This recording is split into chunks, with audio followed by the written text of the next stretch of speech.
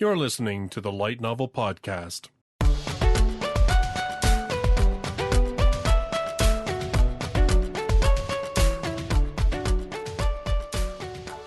Visit us online at lightnovelpodcast.com.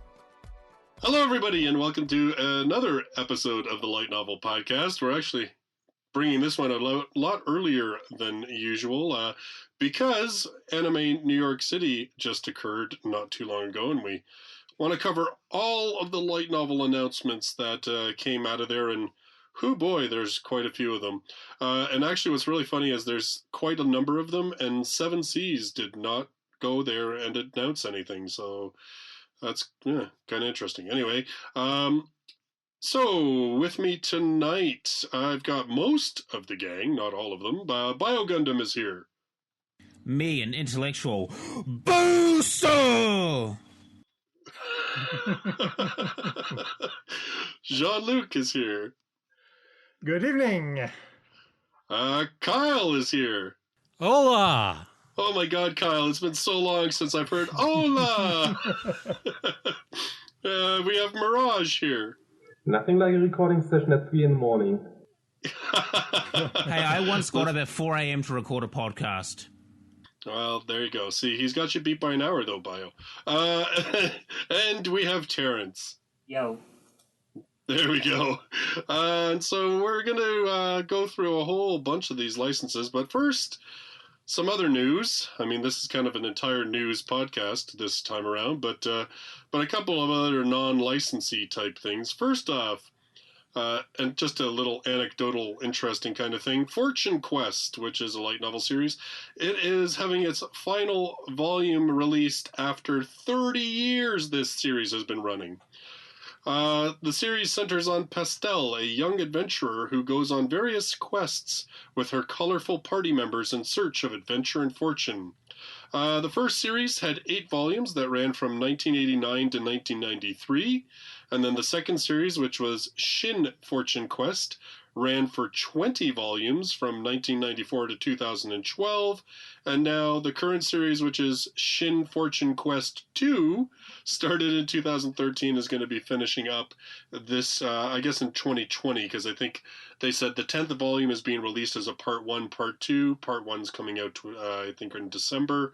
Part 2 will be out sometime next year. So 30-year run for this series, and it's not one of those series that, took a 20-year hiatus in between. It actually has legitimately been running for 30 years. So I thought that was kind of cool. It did actually have an OVA back in 1993 and a 26-episode anime series in 1997. So this is probably one of those earlier series that led the way of light novels and getting anime adaptations and all that kind of jazz. This series sounds like it is quite a bit of a vintage and quite a bit of a legacy. Like, I'm just going to check out this anime. Oh, sounds man.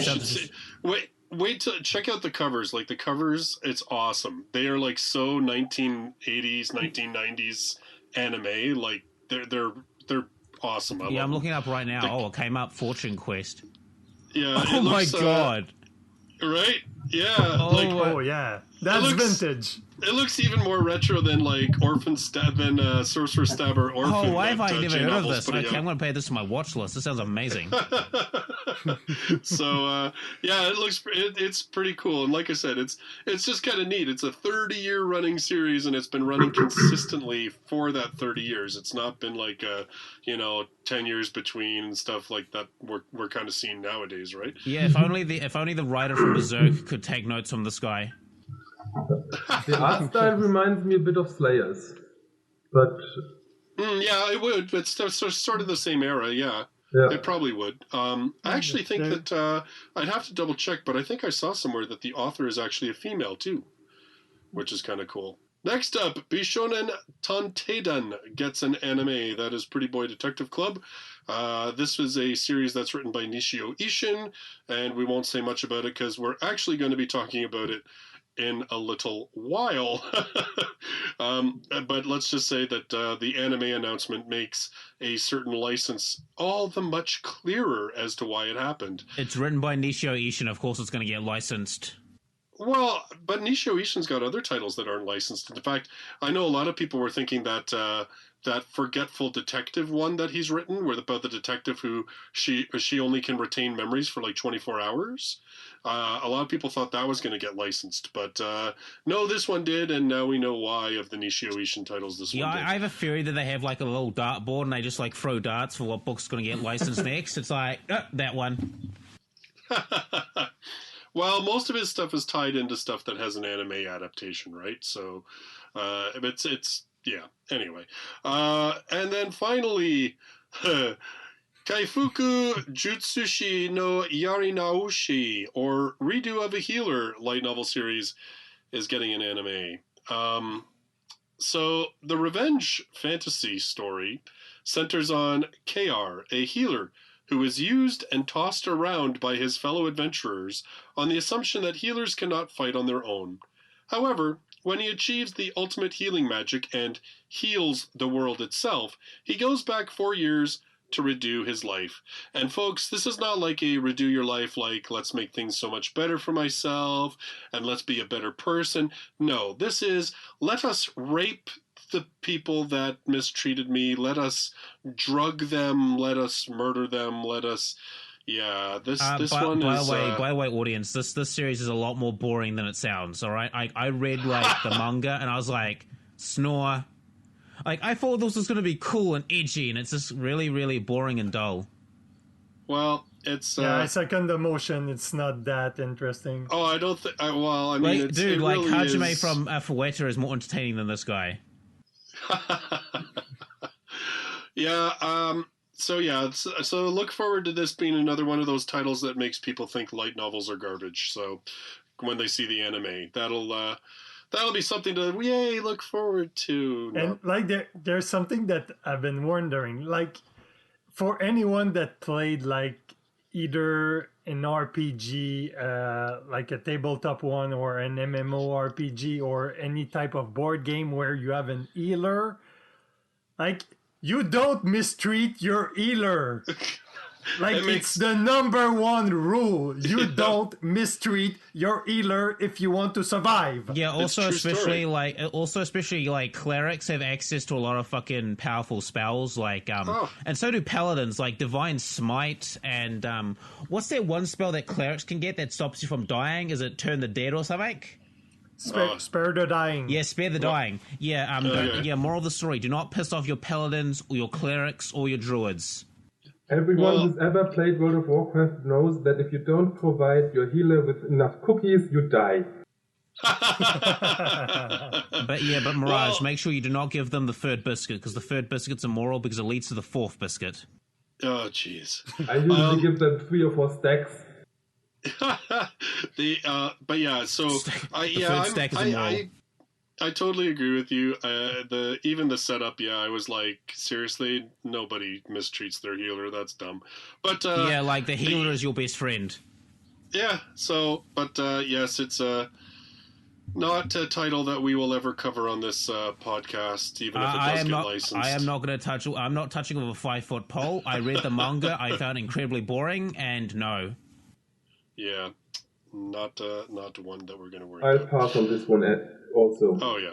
Big time. Okay, so that's it. There's nothing else to discuss outside of the licenses that came out of Anime New York City, so we'll jump right ahead. We'll do it by publisher, and we'll do sort of we'll do Square Enix, then Vertical, then Yenon, and then J-Novel Club, because that's pretty much in order of the number of titles that these publishers are licensing. First up, we've got Square Enix, which is going to be Nier Automata YoRHa Boys. This is kind of interesting because I guess Yenon had licensed the Nier Automata books beforehand, but I guess that was before Square Enix officially came out into the English market to publish their own stuff. This one is actually a prequel to the Nier Automata games, focusing on a sort of group of male droids and that are somewhat experimental. And yes, the one male droid from the game is part of the group. So if you were a big fan of the games and perhaps even the novels, this might be one to check out. I don't know. Does anybody else have anything to say about this one? Not really. No? Yeah. Okay, good. Yeah. Oh, well, if you do, Kyle, go ahead. Well, no, all I was really going to say was that the Nier Automata has just tons and tons of lore, stage plays, books, albums, all kinds of things. I'm not too familiar with this one specifically, but there is a lot to unpack. There's also a fuck ton of hentai that's pretty hot as well. Oh, jeez. Oh, Bio, we can always count on you. The anti-expert has spoken. I'm not an expert. I'm more of a hobbyist. He doesn't actually. You don't even have to be an expert. Even if you just Google Nier Automata, you know that there's a lot of hentai of it. It's just there's no way around it. Half the Twitter accounts for artists, it's just Anyway, I mean, it is kind of funny that it has become a huge game, and you're right, Kyle. It's got almost terrible amounts of lore behind it. So okay, so that was it. That's all Square Enix announced in terms of novels. They're clearly still focusing very heavily on their manga, and honestly, they don't really have a ton of light novels, I think, in their roster anyway. So I don't think we're going to see a whole lot of that kind of stuff from them. Okay, up next we've got Vertical, and as promised, I said we were going to talk about the Bishonen Tanteidan Pretty Boy Detective Club series because, you guessed it, that was licensed by Vertical. I don't have this in my list, Mirage. Was this not in the list? Because I didn't know that was one of the licenses from Anime NYC. Yeah. Oh, okay. It's all good. I know it confused a lot of people because I think the manga was already announced or something a few months back. Yeah. Yeah. What happened was one of the things that screwed everybody up was that they showed the slide, and it's the light novel cover, and they mentioned just like Nishio Ishin, who's the author and everything else, but then and it was labeled with Vertical, so it's not under Kodansha's line, but then when they tweeted it out, they hashtagged it with manga. Whereas their other novels, they had hashtagged novel or light novel, whatever, right? Yeah, and so people were confused, but it is definitely the actual light novels that are coming out. It's about. Oh, so I just wanted to mention really quickly, somebody posted a link to their, I think it was Kodansha's page about the announcements. And on Kodansha's page, they mentioned the manga is coming in the fall. I don't know if that is true, that the manga is coming in the fall, but it didn't mention anything about the light novel in the announcement. So, again, they're kind of trying to confuse you a little bit, I think. I don't know. Sometimes... See, I think this is the problem when you...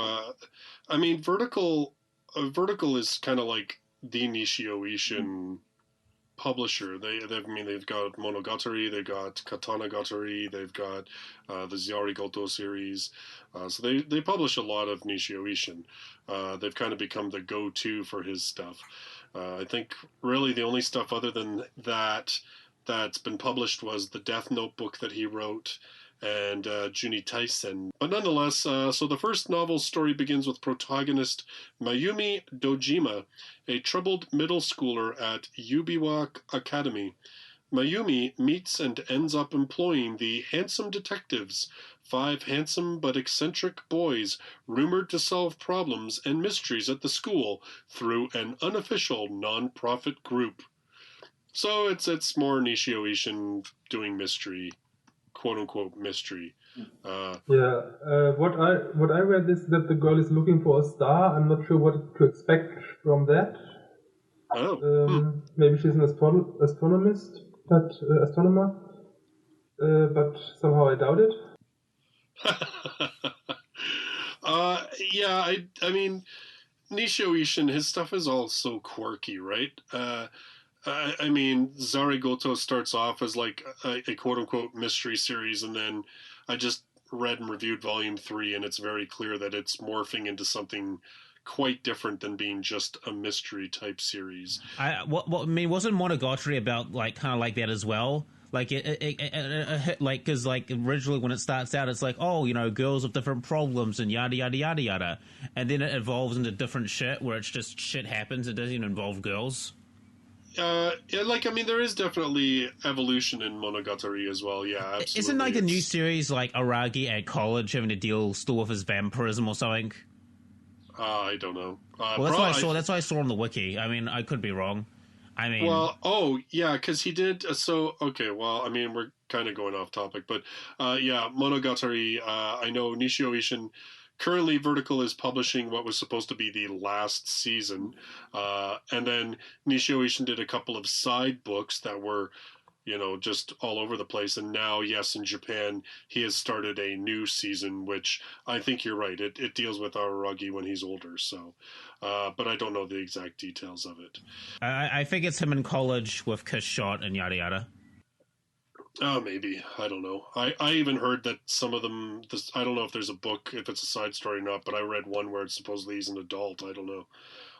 In any case, so Pretty Boy Detective Club, well, coming out from Vertical from Nishio Ishin, so if you're a Nishio Ishin fan, definitely check it out. And like I said, there is the anime coming, so not too shocking that this of the Nishio Ishin titles got licensed this time around.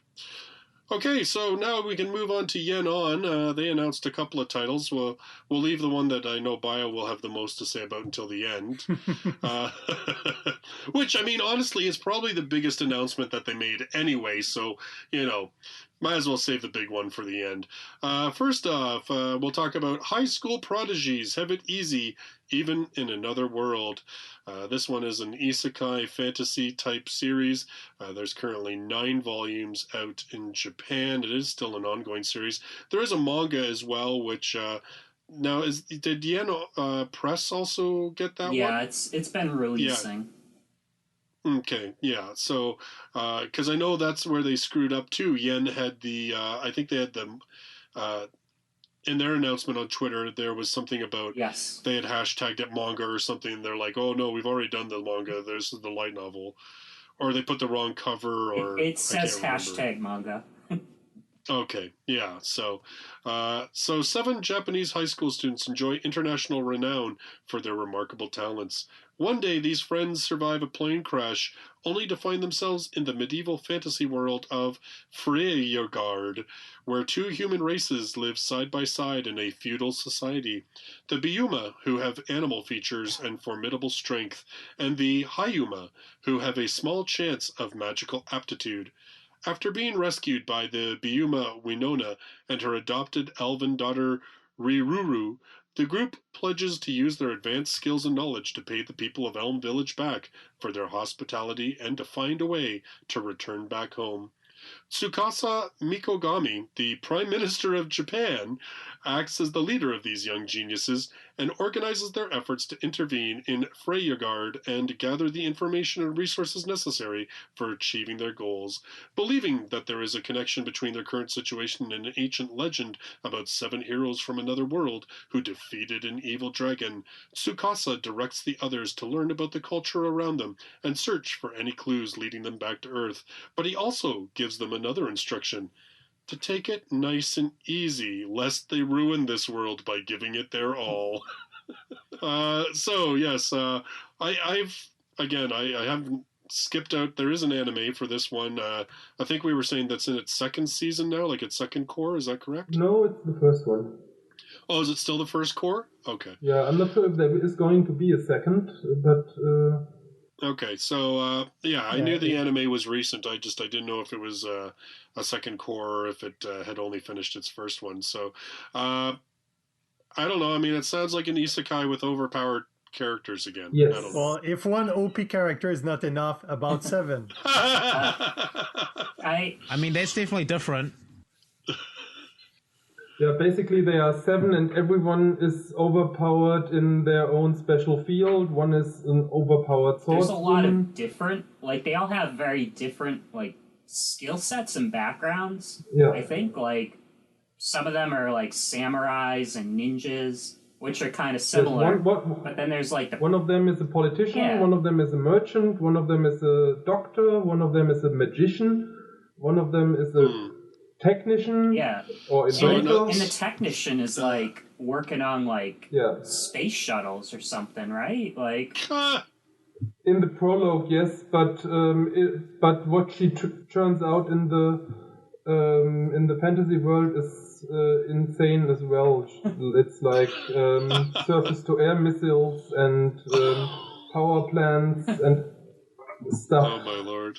Okay. All right. Well, okay. So basically, instead of one hero who is OP across the board, we have 7 people that are gifted in various fields, and so it's how they collectively start altering this world because they're just that good. Yeah. Okay. And I don't think it's a.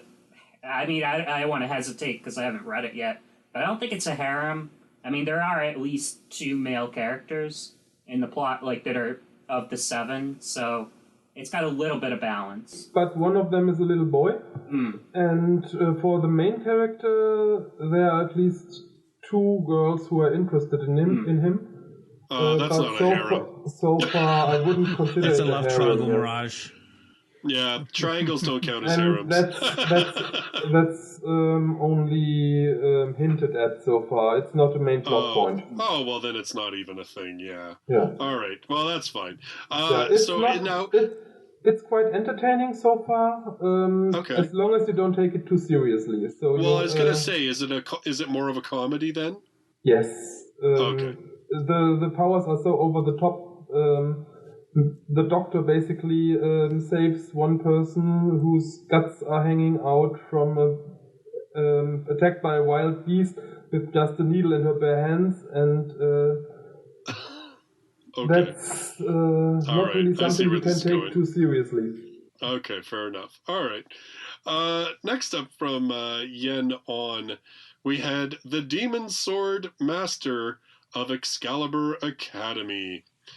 This one has 2 volumes currently in Japan. One of the most powerful demon lords ever has been sealed away for 1,000 years. When he finally awakens, he is reincarnated as a 10-year-old boy? Now, under the care of the girl who released him, the demon lord Leonis must navigate the perils of Excalibur Academy. Ara. So it's a high school magical power fantasy, I'm guessing? Probably. It's basically the same summary as for at least 2 or 3 other series I know. It doesn't sound like it's got a whole lot of what was the name? The greatest Mao is reincarnated to have friends or something like that? That sounds exactly like that one. It sounds very similar, yeah. Yeah, there was one other. But I think, there's a couple that are like that. I don't know. We'll see. Next up, we'll move along then. Next up, we have Banished from the Hero's Party. I decided to live a quiet life in the countryside. This one has 5 volumes currently in Japan. It is an ongoing series. In a fantasy world in which a young girl with the divine protection of the hero battles against the demon lord. In that world, Red, the elder brother of the young girl, possessing the divine protection of the guide, which basically just allows him to have a high initial level, fought in the initial party of the hero. However, with a divine protection that only grants a high level, but no magic, nor martial arts, nor supernatural ability, he gradually could no longer keep up with the battle, and in the end, one of the other companions, a sage, remarked, "You are not a true companion," snatching all of his equipments and kicked him out of the party, leaving him with just a single copper sword. Having his heart completely shattered, Red distances himself from the battle against the Demon Lord's army, despite knowing that the fate of the world rests on it. Instead, he decides to aim to live an inconspicuous life, alone at the frontier Zoltan, as he earns money to open a herbalist shop by utilizing the knowledge he acquired throughout his journey. Together with the half-elf carpenter living downtown and the princess who couldn't become the hero's companion, he aims to live a slow life in the frontier of the world, governed by a person's inborn divine protection. Yeah. Yeah, so that's a mouthful. So it's yeah, a little bit. Another. After that, does Red goes out on a journey to gather every Pokemon ever? Not sure. I think I remember it being on the top 10 a Yes. few times last year. Yeah. Yeah, a couple of times. This was on the Bookwalker. I think this was number 1 on some Bookwalker vote too. So yeah, this one's pretty popular. Oh yeah, it's might be good then. Yeah, well, it's a very slow life type thing. As far as I understand it, it is. Well, I don't want to get into spoilers. I won't get into spoilers with it. Never mind. But you know, I know you always talk about this, Justus. These slow life series where some guy gets kicked out of the party. He's got no magical talent. You know, he's totally useless. And you know, I'm sure in the future he'll find some talent that he's very useful at, some god gift in the future. We'll see. Well, I mean, okay, I will say this, that maybe it becomes that, but from what people told me when it was in the top 10, because I wondered that same thing out loud when I talked about it, from what people told me and from what I think there is a manga of this one as well. From what I gather, so far, no, not the case. This is literally about a dude settling down. All right, I'm interested. But we'll see. Yeah, I mean, like you said, it sold very well. Every time a new volume came out, it was in the top 10 sales for that week. So it'll be interesting to see how it does and what it is like. All right. So next up from Yenon, and wow, this is going to sound like the most generic description ever. This one's called In the Land of Leadale. Due to an accident, half of Kagame Keina's body was paralyzed. One day, because of a power outage, she regrettably died. But just before that, she was moved to the world of the online game she was playing. When she woke up, she was in the game. But it was 200 years in the future. Well, for the time being, in order to survive, I should probably do something. In the world that was a video game, who stands in the way of the fumbling girl making her way through it? That's all they give you? So basically, it's another... someone got transported to there via MMO. Yeah. And the summary doesn't tell us anything beyond that. So exactly. The artwork for it though looks lovely. Like the covers look beautiful. Yeah, I just posted those on the Discord too. Yeah, like the covers are beautiful. That was it's one of those things when, you read a series, when you take a look at a series, actually when this one premiered, it premiered in the top 10. So it's first volume. So I don't know I'm guessing it was because of the artwork, because the story, the synopsis sounds generic as like, oh my God, but the cover is just like, holy crow, somebody invested some time and effort into that. Yeah, but you should never judge a book by its cover, and we'll get to that when we get to the JMC licenses. Well, fair enough. So it does look like it's going to be a little comedic too. Like I posted that one picture of her kicking some demon bear's stomach, and his eyes are like bulging out. Like it does look like it's going to be a little bit on the comedy side. But yeah, we'll find out. The summary says something about the girl being fumbling, so maybe she's a bit clumsy, which would also be nice. Well, I kind of wonder because it doesn't really. It says half of her body was paralyzed. So she actually in our world was severely ill and paralyzed and everything else. And I believe that's why she was the setup. I think somebody had told me that was kind of the setup, was why she was into the VR MMO, because she couldn't move.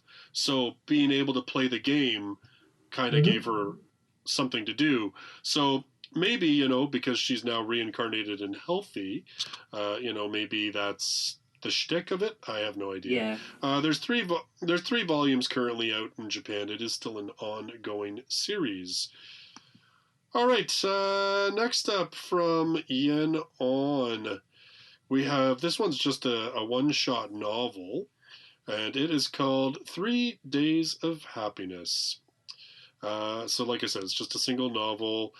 This one is, the premise of it is that there is this guy who, I'm not going to read the little blurb that we have here because it really tells you nothing. Basically, the gist of it is that this dude is down on his luck. He is basically selling off everything that he owns because he's so in debt and he's so down on his luck. And a couple of these people that he's pawning his stuff off to, they say to him, hey, you know, there's a shop that will actually pay you for time of your life, like how much longer you have to live. And he's like, what the heck? So he goes, checks this out because he's so desperate. And they evaluate him, and they're basically like, yeah, each year of your life is only worth $100. So he says, you know what, this sucks. He just sells the whole thing, except in the Wikipedia it said 3 months, but I think based on the title it's 3 days.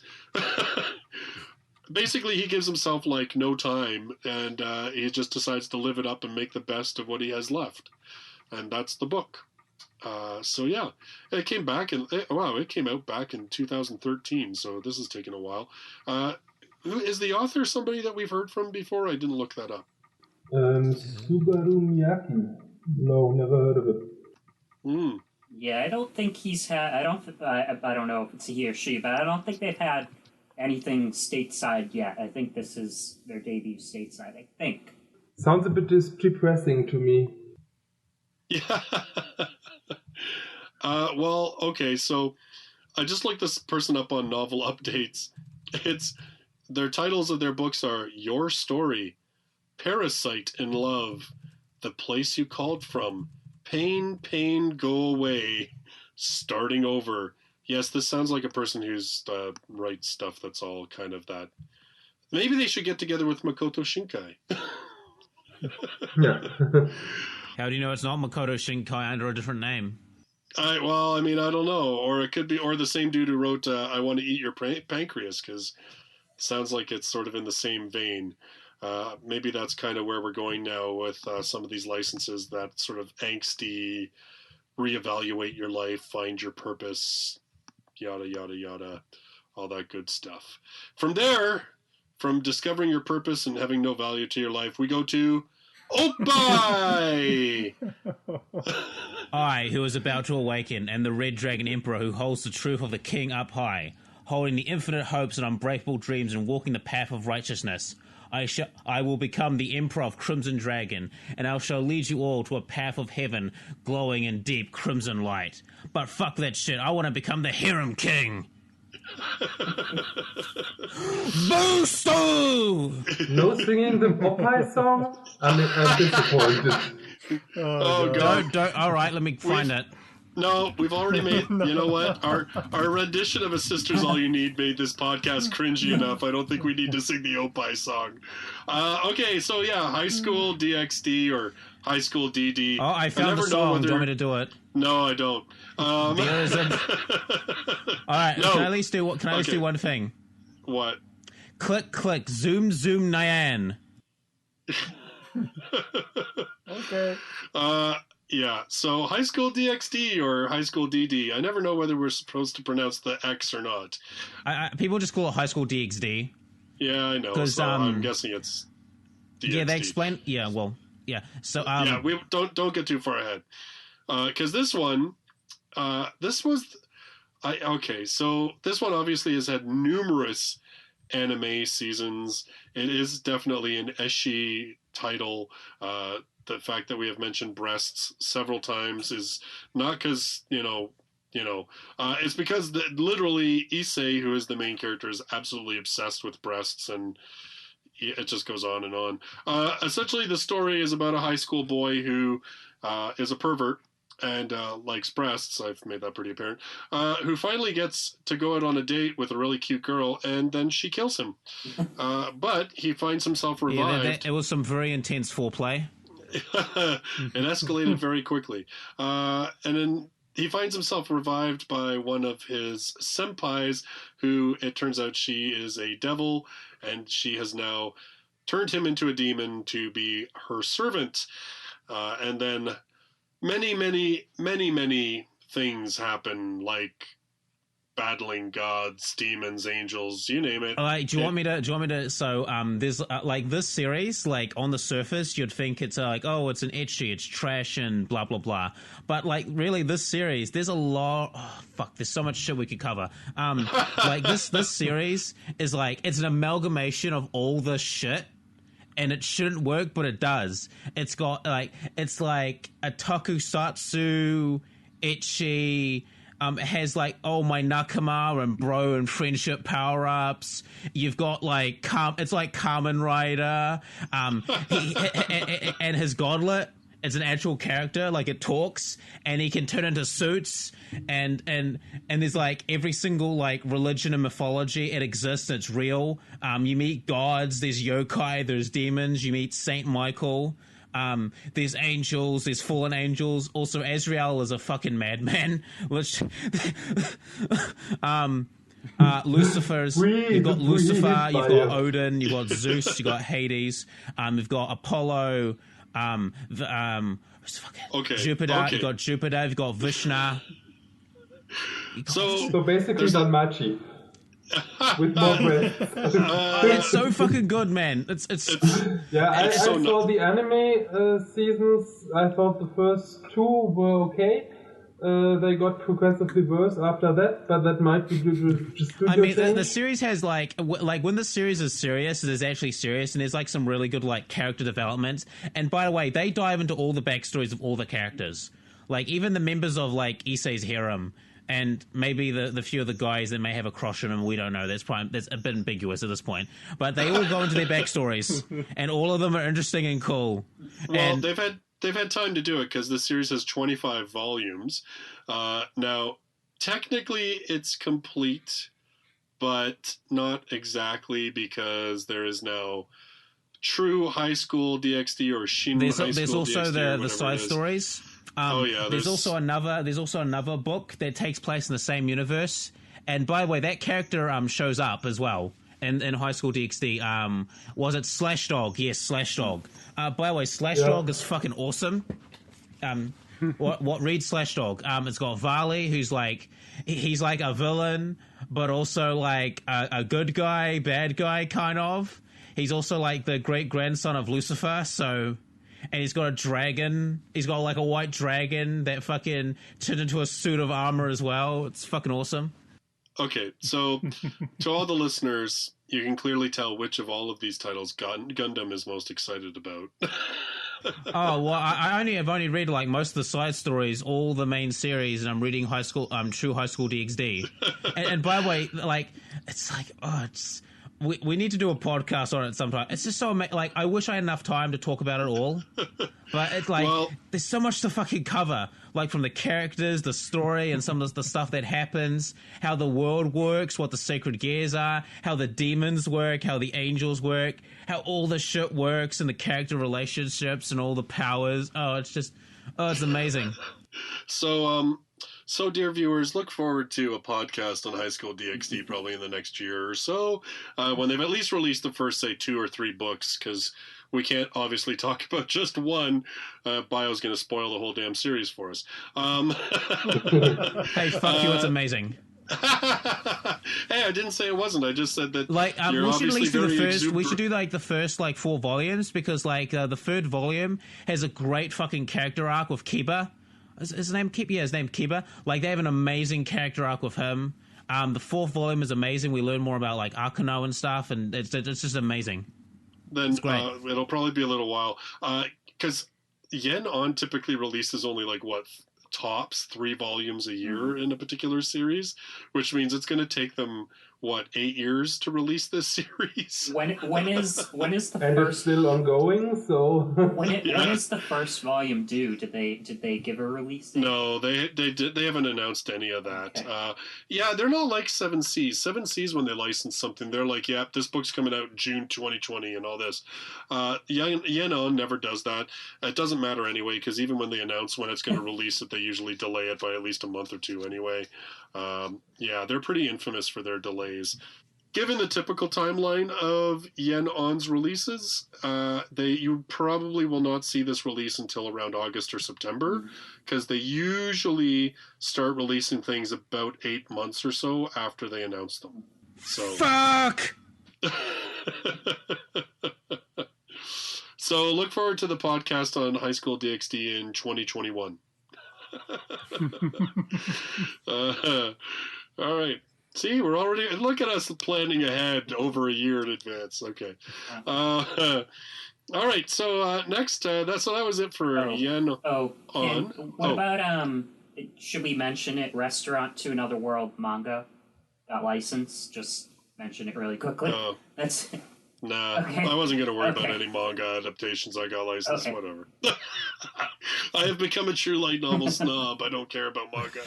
Manga is the fake version. No, I'm just kidding. There was one more thing that I wasn't sure if I should consider it a light novel. That was The Hitchhiker's Guide to the... Oh, that's J-novel. That's J-novel, dude. That was J-novel? Okay. Yep, we'll talk about it. Okay. All right, so... Speaking of J-Novel Club, let's talk about J-Novel Club. And dear God, they announced a lot of stuff. There's a lot to talk about for J-Novel Club. First of all, we'll talk about the really quick stuff. My Next Life as a Villainess, All Roads Lead to Doom, and Sexiled are both coming out in print. So J-Novel Club announced those really quick. My Next Life as a Villainess, not really a big surprise, considering there is an anime coming for that one. And Sexiled, I'm guessing, is just... I guess it has done very well for them. I don't know. Yeah. Because they don't really share their sales, but... It's been really high up on all of the sales charts. Like, I know on Bookwalker it's been high up, and I'm pretty sure on Amazon it was early on, too. All right. So those two are coming out in print. We talked about those previously, so we won't get into too much detail about them. So we'll get right into the actual licenses of new titles that are coming out, and a bunch of these are actually being released under a new imprint that J-Novel Club is doing, and we'll talk about that in a little while. First off, what they licensed was a title called Teogonia. This one has 3 volumes. It's still ongoing. It's a fantasy series, and is it an isekai? I believe it is. Yes, it is.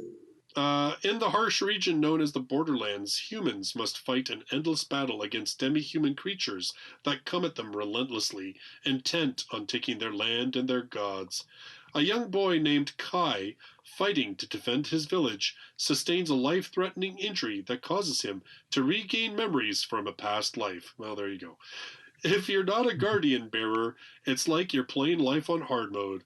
Kai's newfound knowledge gives him a new sense of the unfair rule set that governs the world around him. One thing is clear. For those without a god to serve as their guardian, life is a constant struggle for survival. Thus begins the epic tale of a young boy's ascent into a vast world filled with magic, bloodshed, and mystery. So now, has this one had any preview chapters up on J-Novel yet? Yes, it has. Did you check any of it out? I checked everything out that is available at JNC at the moment. Yes, I had a bit of time this week. Well, you had more time than I did. So what did you think of this one initially? It's pretty dark. People are dying left and right. And basically, as it says in the blurb, so far he hasn't remembered that much from his previous life. Basically just some simple concepts like onigiri and cells and something like that. And he has discovered a way to use basic spells like producing flame or healing a bit. Not that much more. And the chapters out so far end on a bit of a cliffhanger. Yeah, so is it a bit of a darker? So it is a bit of a darker title then, eh? Not sure how it's going to continue once he has some more powers. But at the moment, yes, it's basically the town he lives in is constantly attacked by orcs and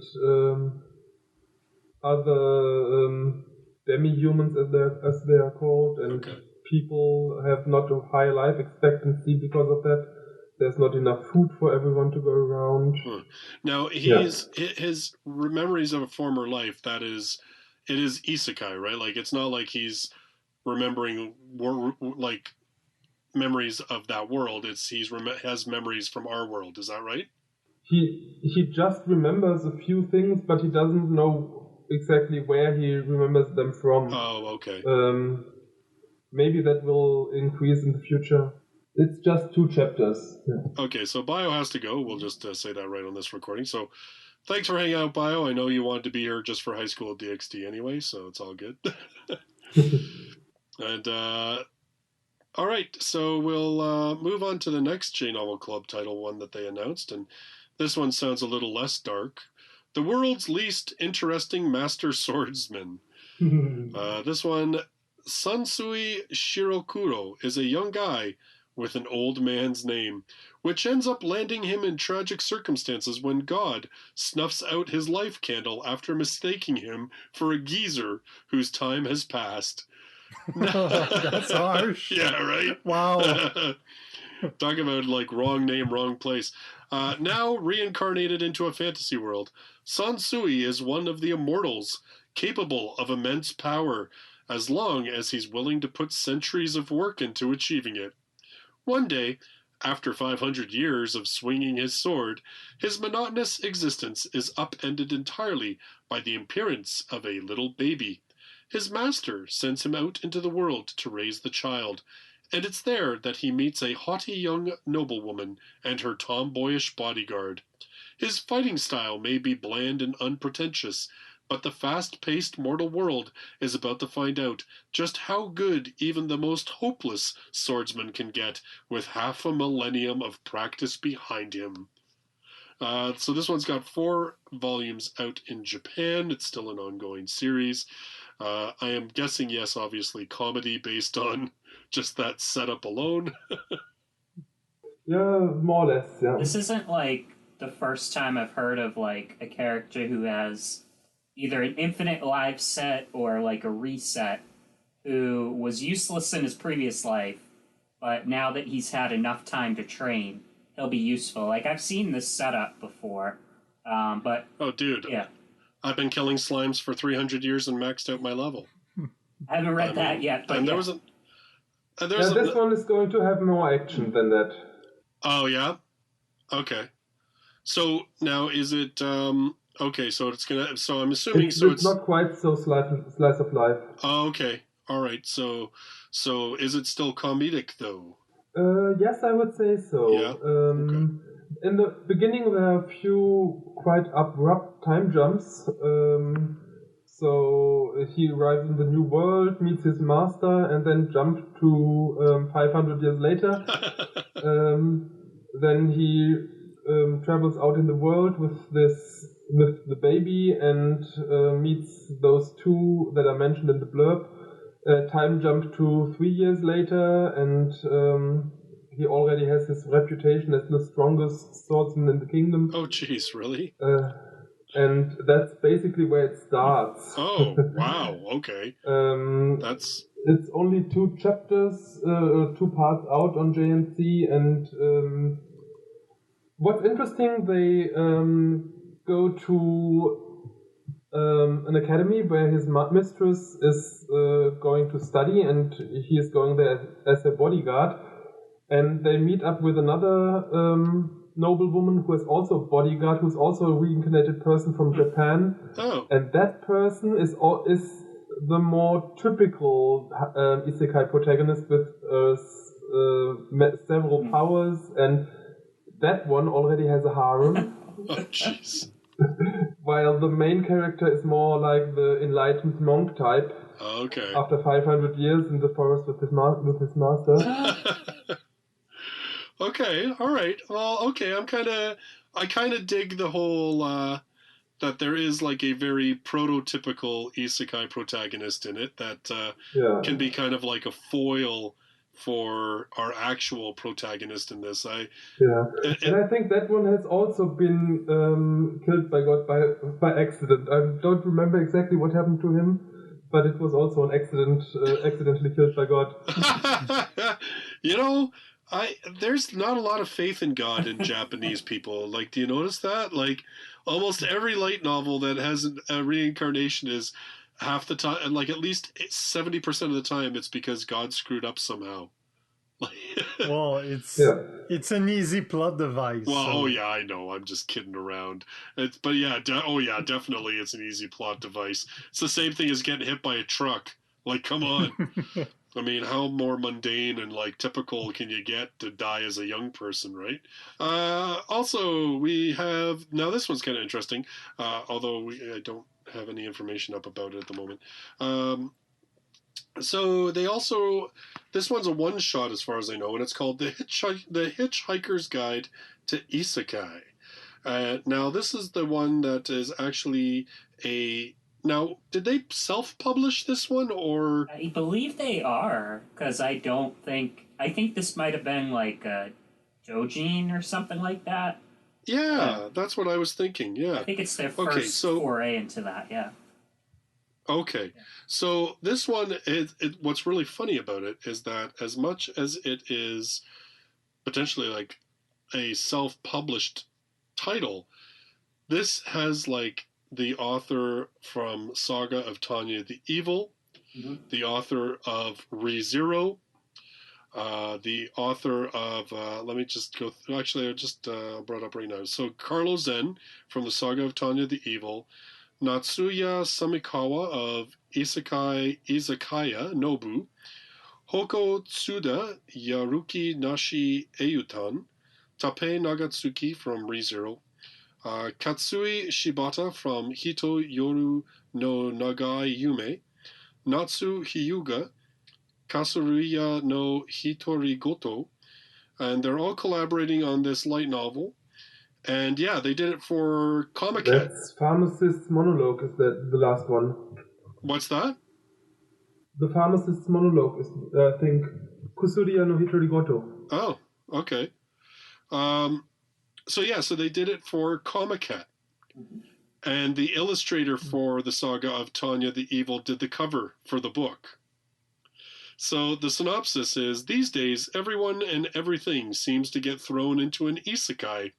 Perhaps you may be the next person to journey through another world. Are you prepared, mentally as well as physically? The 6 authors have assembled the things you need to bring and the things you need to know in order to allay your worries about transferring or reincarnating into another world. If you study up on their experiences and their stories, then you'll do fine no matter which world you get thrown into. Probably. I so want that book. Let this book be the strongest contender for developing the Nobel Isekai Prize. So I mean, like, these are like legit authors, and they're basically doing like a doujin. Like, that's pretty awesome, actually. Yeah. Actually, I didn't think Kusuria no Hitorigoto was an isekai. I thought that was set in a fantasy world. Or basically, or maybe even the Middle Ages of the real world. I've never not read it, but not sure if it's an isekai. I don't think it's necessarily that all the authors are isekai authors per se, but I mean, they're all light novel authors, and you know, I wonder if this is partly the whole drinking party thing. Because That's a good theory. well, because we were talking about this with the whole Sisters All You Need, right? When we were talking about how Itsuki and all of them gather together like these light novels, and we're like, I wonder if light novel authors actually do this. And then I think Terrence was telling us the sad story about the author that's like, I don't know anybody, I sit alone in my room, and that he said during like some kind of like Q&A. But I do know that. What was the anime that just came out that had like mashed all of the isekais, like Overlord? Isekai Quartet? Yes, Isekai Quartet. Those authors I know got together for like a drinking party when that series premiered because they took pictures and posted them on Instagram. Yeah, and there are two of those authors are already collaborating on this one. Yes, exactly. So yes, there's definitely a connection there. I don't think this was necessarily like some publisher putting this together. I really think this is just a bunch of authors that have met each other, know each other, are friends, saying, "Hey, you wanted to do this thing." So, nonetheless, though, I mean, it sounds hilarious. I'm definitely going to check that one out. All right, next up, we have The Economics of Prophecy. This one is a fantasy and a shockingly isekai story. There's currently 2 volumes out in Japan. It's still an ongoing series. The Oracle Princess Elfina suddenly announces an ominous prophecy to the people of the Kingdom of Crowhite. However, shunned as she is for being a descendant of rebel blood, her words are heeded by no one. On the other hand, Ricardo, the adopted heir of a peddler, who also happens to be an economics department graduated, reincarnated into this world, attends the Royal Academy to study as a merchant. During an argument with a much more affluent merchant, the one to stick up for him is none other than Elfina. As the distance between them rapidly closes, Ricardo makes full use of his modern knowledge of science, mathematics, and economics to stand against the unknown disaster of prophecy. So it's like how to save a kingdom. Well, from what I read, more or less, it's not really comparable to Realist Hero because the protagonist is not really in a position of power in this one. He's more like a minor merchant. So essentially, peddling. Well, I was going to say, like, just based on the blurb, I mean, it makes it sound like essentially both the 2 characters that are looking to save this world are having to work from the outside because she's shunned for her bloodline, and he's basically like this poor merchant, right? Yeah. Okay. I just read a little bit of it, and yeah, like the initial setup is basically he goes to this academy that's in, I think, a capital city. And it's kind of more so he can peddle his business and set up shop there. Okay. And so they're going to attend the academy to sort of gain some intel from those noble children. The connections. Okay. Yeah, because basically back on Earth, he helped his grandfather take care of an apiculture, like the bees. Yeah. Oh, okay. And in this world, like he sees that his own village has a lot of space and a lot of bees to start a proper business. So he's like normally like the rich merchant, they go into the forest, take some honey, and then sell it at a ridiculous high price to nobles. But then there's a lot of economic terminology and strategy in there, which is nice. So it's sort of like Spice and Wolf, but an isekai. Yeah. But I guess also mixing in that whole prophecy of the end of the world and... I wouldn't say it's that much economics so far, because basically, yes, he's producing honey with apiaries, which is more efficient than collecting wild honey.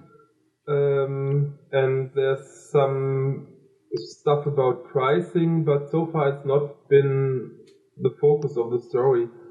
but it's only a few chapters out so far, so we can't really tell. Yeah, but still there's a lot of description whenever he's explaining like his strategy.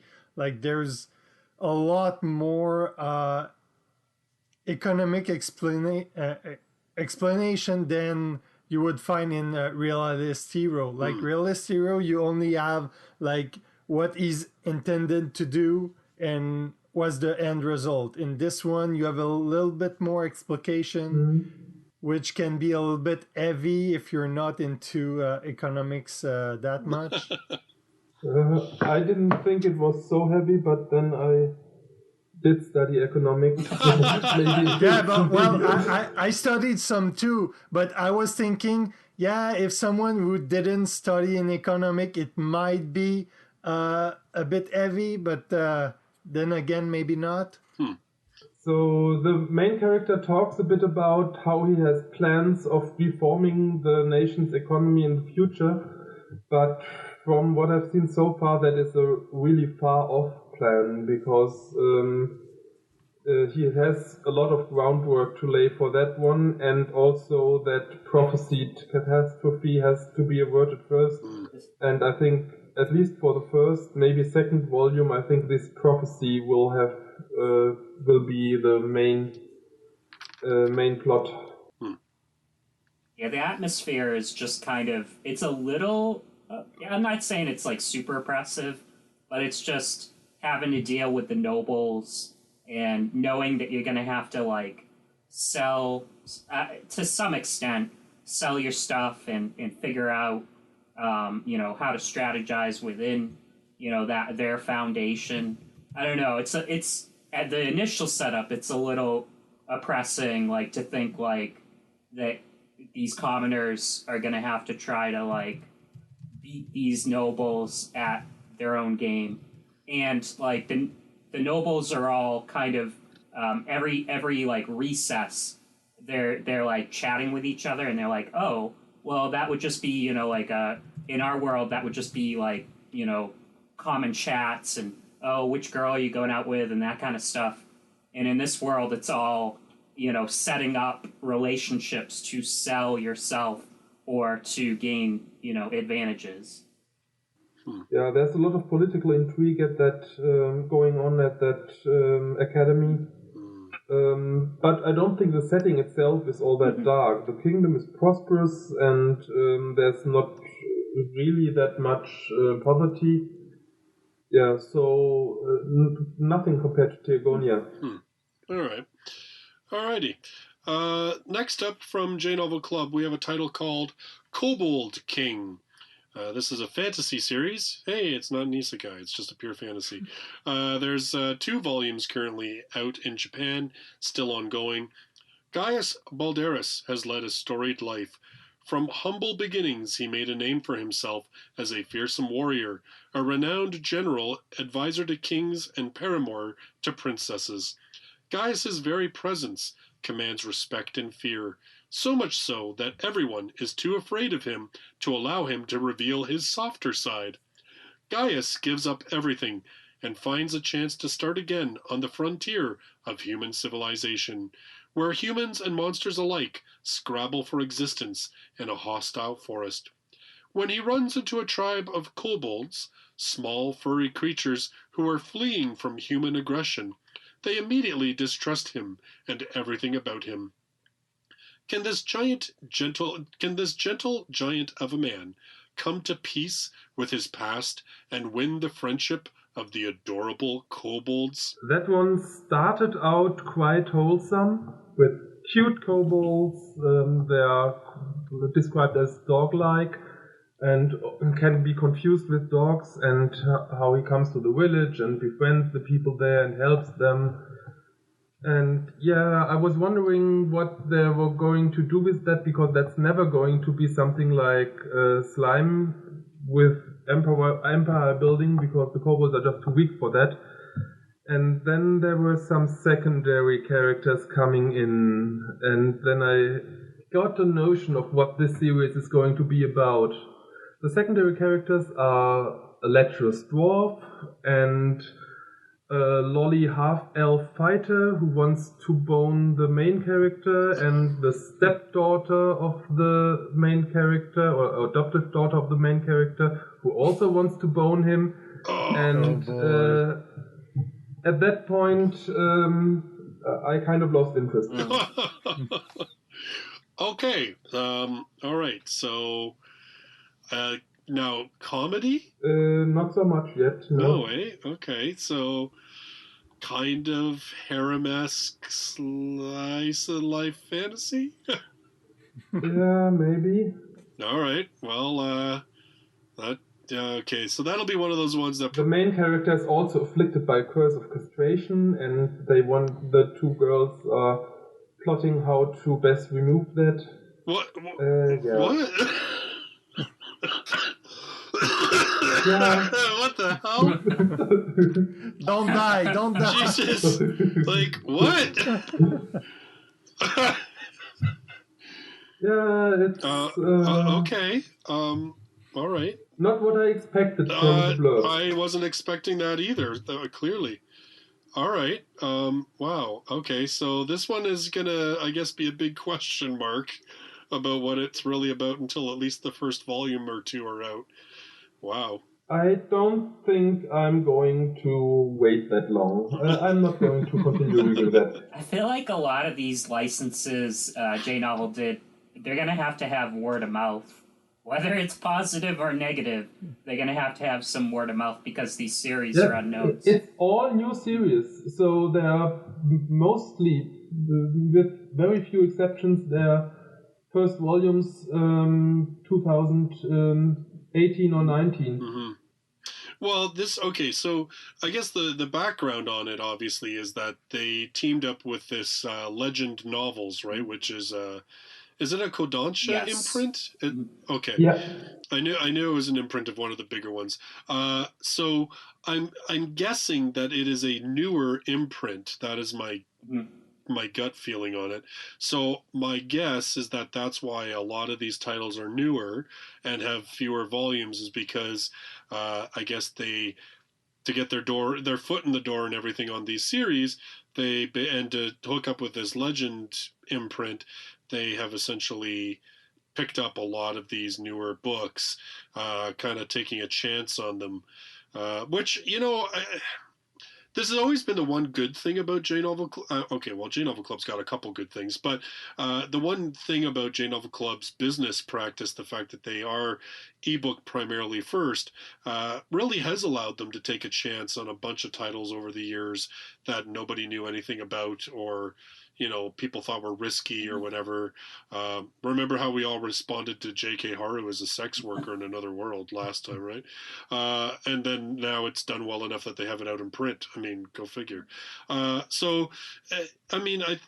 think that's a lot of these announcements that I'm looking at for Anime New York City. When I was looking through them, and I was the same as you, Mirage. I was, doing just the little basic research, like what's the Japanese title, how many volumes are out, where, stuff like that.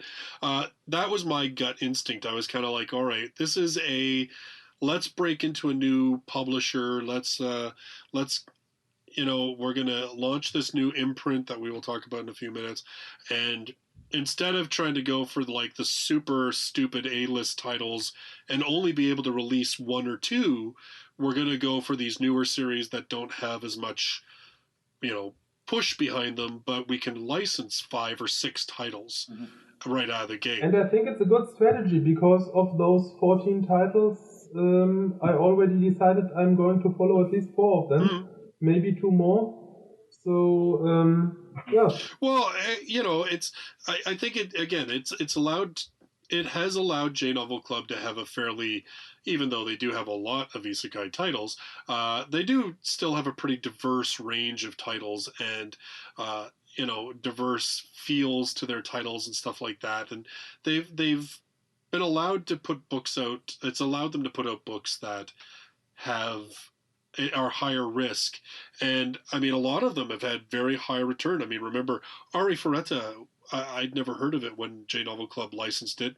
Yeah. Now it's had an anime, it's this huge title and everything else. Well, like Realist Tarot, that was one of their major, I think that was the one that really made it them think, yes, we can take a chance on titles because that's sold so well. So well, yeah. Well, yeah, exactly. And that's so I think that's where they are able to do those things and bring out these books that really a lot of other publishers wouldn't touch because they're so committed to print. I actually just finished Other Side Picnic, and I'm going to be doing a review on that, so I won't spoil my review because I want people to watch my videos. But man, I'll tell you, it was a good book. But I doubt that book would have gotten licensed by anybody else. So, in any case, we're diverging a little bit, but yeah, I think as you listen to these titles and hear that there's only one or two out, I think it's mainly because a lot of these licenses are from this newer publisher imprint, so they don't have a lot of stuff that's longer running. So, and I mean, it's good for J-Novel, right? They get their foot in the door with somebody, and right off the bat, and if this publisher starts hitting out big titles, J-Novel Club's lined up to take them, right? All right, so next up we have Outer Ragna. This one, again, it's one of the Legend Novels ones. There are only 2 volumes out. It is ongoing. Potato Starch. Still, I'm never going to be able to read that seriously. A live streamer who's gaining popularity for his excitable attitude and witty banter has begun streaming Dragon Demon RPG DX, a game with a cult following known for its extreme difficulty and unreasonable systems. Only masochists would play it. Meanwhile, in the world of the game, a fierce war between humans, elves, and vampires is reaching its bloody peak. The humans, lacking in magic, were forced into a defensive battle until a savior appeared. Wielding a battle axe, a young girl named Kuroi stepped forth to oppose both enemy armies. Her heroic efforts earned her the names Dragon Slayer and Killer of Demons. Thanks to Kuroi, a girl loved by God, humans counterattack. Potato Starch is just a video game player. He dives into this world hoping to forget the tiring real world, but through an unexpected series of events, he ends up almost possessing Kuroi. As he reaches the game's climax, Kuroi discovers a mysterious power, and Potato Starch's fate is changed forever. That sounds weird. Yeah. So far, from the parts that are out so far, I don't really know how exact the translation of that is. Because so far, you have 2 parts of the story. One is Potato Starch doing a stream and explaining to his viewers what he's doing with the character and so on. And then you have another stream of narration from the perspective of the character, of the girl. And so far, neither is she aware that she's a character in a computer game, nor is he aware that his character has any kind of sentience. Yeah, maybe that's later stuff, but so far there's nothing like that. Like, it sounded good up to the possession part. Like, I'm not sure if it's like Seirei Gensoki or if it's like it just takes over. Yeah, or... I'm a little confused at this point. I read the first part that was out, and there's no... It says almost possession, or yeah. So, like, I don't know how that's going to work later. But for now, basically, there's the stream, and then there's the NPCs kind of seeing this character interacting in the world, and that is kind of entertainment, at least in the early going in that first part, is seeing them, like, watch this character, like, jump over logs to increase their agility, and they're like, what the hell are you doing? You're just wearing yourself out. Like, they're thinking in realistic terms, like, you're doing ridiculous stuff. But for the character, those are the mini games you're supposed to do to increase your stamina and stuff. So that was kind of entertaining. There's also another part where they get the drop on an enemy, and the way they do it is, like, ridiculous, but it would make sense from a game perspective. Yeah. So I think, you know what, I kind of wonder if this whole he ends up almost possessing part. I kind of wonder if that is a trick of translation, that they are trying to, they are basically saying that they are going to eventually realize that one is the player and one is the played. I think that, I wonder if that's what they mean. There might be a plot twist like that in the future, but so far it's just one perspective of the streamer and one perspective of the people in the game watching the player character, and nothing much else.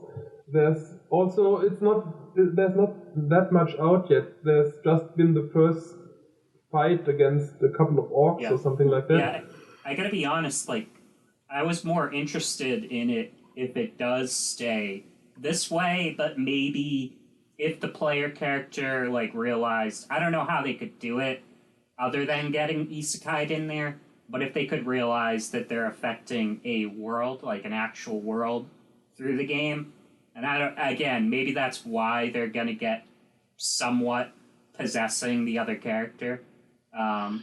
Well, it could be like the girl, she tries to do whatever she's doing, like stopping the wars and stuff. But maybe if she hears like the player in her head, like, and he gives her advice from what he sees over top, like, it might be able to be interesting. Almost like an overlapping of consciousness or something. Yeah. Yeah, or like dual consciousness, you speak to your inner self who is like above, checking from a bird view, like okay, I see what you're saying. I think they said there's no pausing in the game either, so even when you quit out of the game, I think it's a persistent world, so I don't know if your character just sits there or sleeps while you're not there. I think that's the case. So yeah, that could be interesting. Yeah, the character mentions that he's preparing for his recording sessions with snacks and drinks and a bottle. Oh. Wow. Okay. Well, you know what? It certainly sounds like it has kind of an interesting premise, and I am just intrigued alone by the description of people seeing the actions of a player character in that world and how they would be interpreted. Because, yeah, like you said, things that make sense when we play a game, if you actually saw a person doing that in real life, you'd be like, you are a nut job. Probably one series I'm going to put on the back burner for now and wait until I get summary for the whole first volume and see where it's going to go before I read. Yeah, because it sounds like... Yeah, I might pick up the first one. It sounds like the stuff in the description might not happen until either like midway through or way later in that first volume. So yeah, it might be good to wait. All right. Next up from J Novel Club, we have a title called Her Majesty's Swarm. This one, again, is one of the legend novels. This has 3 volumes, so it's actually got a little bit more than most of the other ones. 3 volumes out in Japan, still ongoing. Our protagonist is a college student who enjoys playing as the evil-aligned faction Arachnia in her favorite real-time strategy game. One day, she finds herself in a world similar to the one in the game. Additionally, her body is now that of a 14-year-old girl. Why do they do... Okay, never mind. While things are a bit different from how they were in the game, one element has remained the same. She is the leader of the Arachnia. The insects under her control, collectively known as the Swarm, praise her and implore her to lead them to victory. In order to survive, she raises her swarm and forms friendly relations with the elves of the neighboring forest. But after a slaver traveling through the forest murders one of her swarm, and the nearby kingdom's knights burn down the elven village and massacre its people, she prepares to launch her counterattacks in the name of revenge. However, revenge is merely a pretense for attacking the countries of this world. Her command is masterful and severe as one who has played the game in real life. Well, reminds me of a lot of stuff. Yeah. Yeah, basically, the game she played is StarCraft, the Ragna are the Zerg, and she's Kerrigan. Yeah. They changed the names so Must they build wouldn't have to pay additional royalties to Blizzard. It's fun to read so far, but my biggest fear is that she's going to go the way of Overlord sooner than later. The initial setup is it's very similar to Overlord Volume 1. So it involves someone transported to another world to act as a ruler of a kingdom, or a legion of soldiers in this case, not really a kingdom. She's not that overpowered in the beginning. And then they have the NPC allies, who also get isekai'd to this new world. It's not the game world. It's this brand new world. So again, kind of like Overlord, where you're stuck in this new world. And then the hero gets in good with the village early on, tries to get in good with the village. Similar to Overlord, it involves, a boy and a girl character that live in the village that they befriend to some extent, by saving them. And then the slow descent into potential madness or villainy. Now, I haven't read part 4 yet, but yeah, this character is getting basically infected by their swarm, the hive mind of the swarm. So it sounds like their humanity is kind of lessening as time goes on. And it's going to be interesting to see what they do. They know that the swarm doesn't want to just be these peaceful, we'll trade and survive. They don't want that. They want to dominate. They want victory. They chant that, constantly. But they are not quite sure what victory entails. So the only thing she can get out of the swarm is that they want her to lead them to victory, but not victory over what and over who. Yeah, but she thinks she's misusing them, and so she thinks that she at some point has to go on a conquest or destroy a town or village. Now, so far, everybody that she's attacked or killed has been, heinous criminals, slavers or things like that. But, yeah, again, I think you were talking about it, Mirage. I think it will be interesting to see where this goes and if she does stay on, the right path or if she just becomes a huge, heinous villain herself. Interesting. One more thing, given that the premise is supposed to be a real-time strategy game, there's not that much strategy involved so far. She does use her lurker units. I'm not sure, they're called lurkers in StarCraft, I'm not quite remember how they're called there, to attack enemies from beneath, but that's about it. Maybe there will be more variety in her choice of units later on. And one thing that is a bit confusing is that each individual unit is referred to as a swarm. Normally, a swarm would be a couple of units together, but here every unit is called a swarm.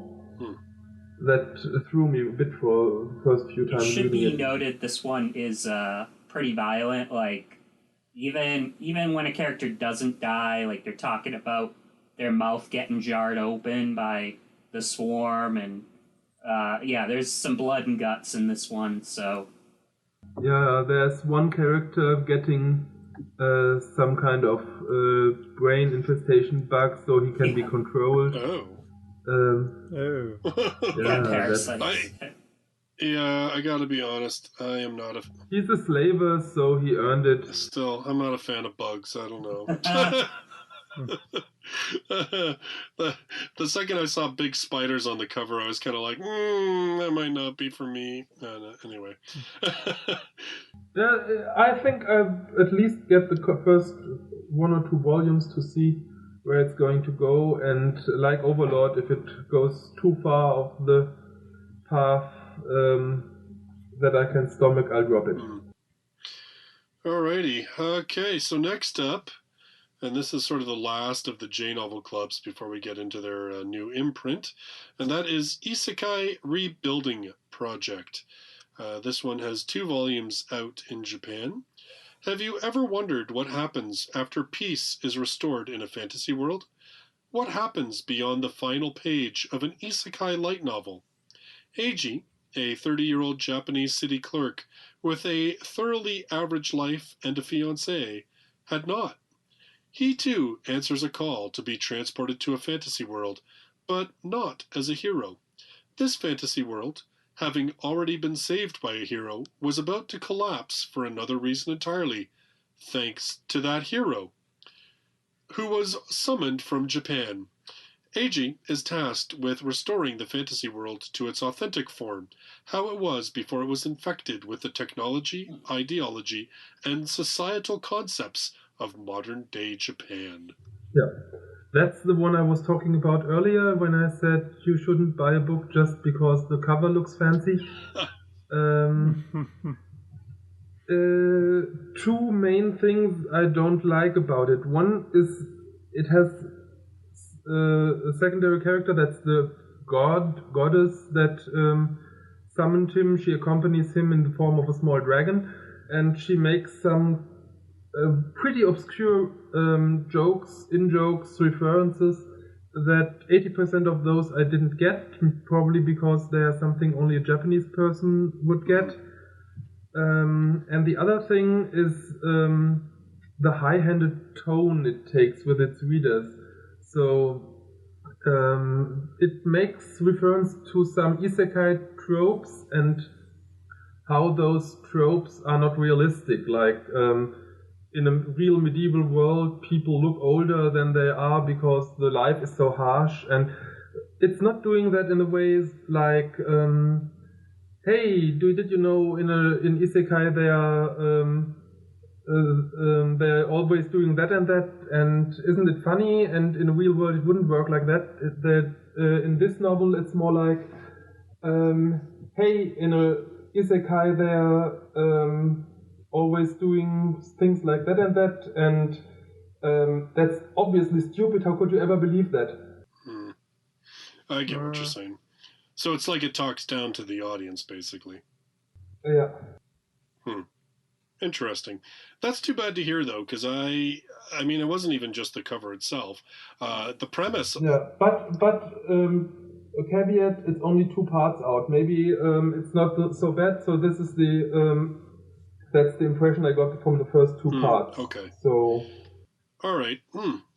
Did you get a chance to check it out, Terrence, at all? I did not yet. But yeah, okay. I'm with you. Like, the description, it sounds interesting. Like, that last line that he's going to try to reverse the changes to the isekai. That's kind of the premise? Like, that sounds... Yeah. Basically, I'm not sure where it's going to go in the future. The first problem he encounters when he enters the first city is that some citizens are suffering from a food deficiency because the hero introduced rice, and that doesn't have enough vitamin B, and the diet change negatively affected the people. Berry is the illness. I remember that Abel Average did a similar subplot in one of the later volumes, but there it was more for fun, and here it's more serious. But it's still not really a problem I'd like to read or the kind of problem I'd like to read a whole light novel series about. Yeah. Interesting. Well, I guess we'll wait and see what happens with this one. But yeah, I said like I said, that's too bad because the premise sounds great, and the covers. You're right, exactly. The covers looks beautiful. So I had some hopes for that one, but you never know. Like you said, when the full book is out.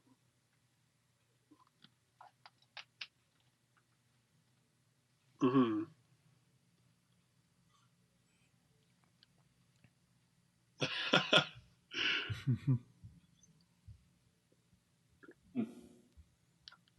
Yeah. Oh no, I can get that.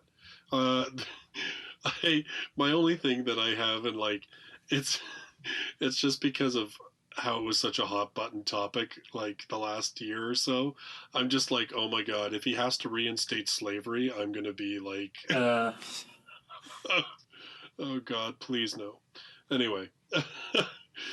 Because when it was like, societal changes and stuff, I was like, oh, which way are they going to go with that? But oh well. Okay. So now we come to the new imprint that J-Novel Club announced, and that is J-Novel Club Heart. Aww. They have a heart. This is a shoujo imprint for J-Novel Club, which, I don't know, maybe we want to talk a little bit just about that in general, but really, it's only been a year or so since J-Novel Club started putting out titles that we could really legitimately say were shoujo, and now they're launching a whole imprint, and there are 5 titles coming out under that imprint right away, and they're going to be moving My Life as a Villainess over to that imprint. Like, shoujo must have done well. I think only the print edition. Okay, well, the ebook edition is still, maybe because they can't change it after the fact, but the print ebook edition is still going to go under J-Novel Club. Okay, well, is Sexile is that considered one too, or no? No, I don't think that wasn't technically considered a shoujo title. That one, the first one that I think that was like really legit shoujo was that one. What was it? It may be my fault that my husband has the head of a beast or whatever. Right? Because I mean, that one was legit, like straight ahead Beauty and the Beast romance type story. Like it was very shoujo. Even like honestly, even My Next Life as a Villainess, I would say, kind of straddles the line between being shoujo and not quite shoujo. Like, you know what I mean? It's definitely one. Yeah, like I think it has more of a slightly more universal appeal. It's definitely not a shonen series, but yeah, I kind of feel like it straddles the line a little bit because comedy always works for both genders. Yeah, well, generally, yeah, exactly. That's a very good point, and very true. I think this one we'll talk about. I think it kind of follows in that vein, that like Bakarina vein. Okay, yeah. Oh, this, the first one out of there, yeah.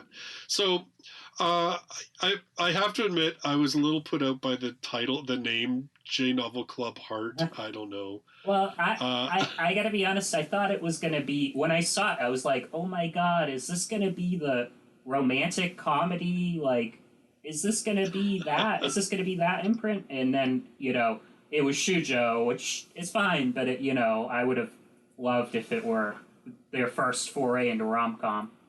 Yeah, but you don't really need an imprint to do rom-com. I mean, it caters to their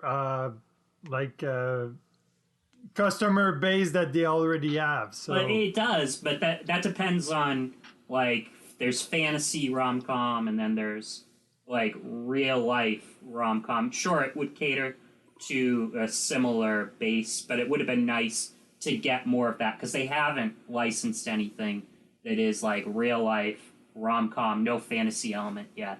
But yeah. I kind of, well, now here's my thing, and I am just curious, and I have no answer for it, and I haven't bothered Sam about it because he's a busy guy. But the one thing that I wondered when I was going through this, I'm like, why are you launching a shoujo imprint? Like, why can you not just release shoujo titles under J-Novel Club? Like, I just don't know the thinking. Anybody launching different imprints? That's you could theoretically every publisher could launch all their titles under the same imprint. Well, yeah. Yeah, but technically, like I guess the reason that if you're a girl that's really into shoujo, you just go to the J-Novel Club art site. You have everything you want. You don't have to go do a selection throughout everything that's in J-Novel Club. You go there, you have everything's that shoujo.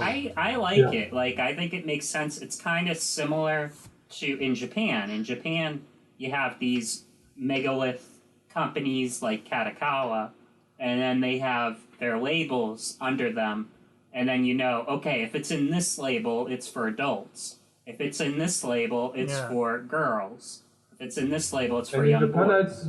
You don't even know always. I think Hobby Japan, they have two inputs. One is HJ novels and one is HJ books, and I'm not quite sure what the difference between the two of them is. And there are several examples like that where I don't even know why one is in this imprint and one is in the other.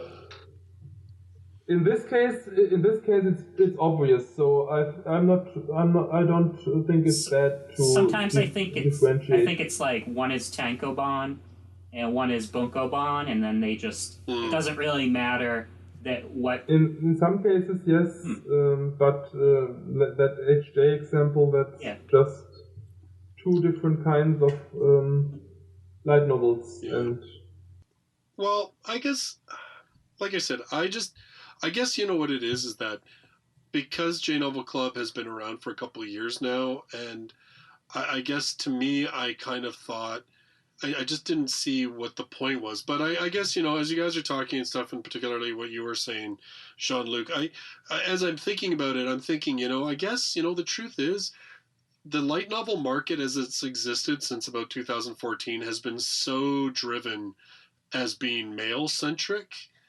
Maybe this is maybe it's not just even a matter of convenience. Maybe this is like a statement of J-Novel saying, hey, we are shoujo friendly. We are, friendly to other, segments aside from teenage into, middle-aged men. And you know what I mean? Like maybe it's more of a statement than it is necessarily any kind of a necessity or even just a convenience. It's just more of a being able to say, hey, we totally are supportive of shoujo. I don't know.